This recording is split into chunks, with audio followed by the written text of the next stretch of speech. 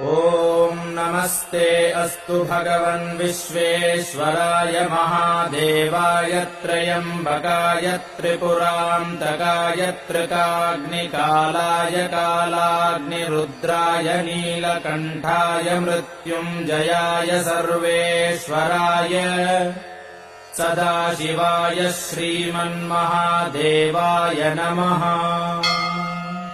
ॐ श्रीगुरवे नमः। ॐ गणपतये नमः। ॐ श्रीशिवाय नमः। ॐ स्थिराय नमः।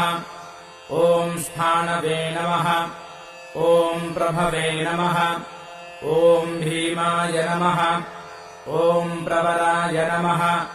ॐ वरदाय नमः। ॐ वराय नमः। ॐ सर्वात्मने नमः। ॐ सर्वविख्याताय नमः।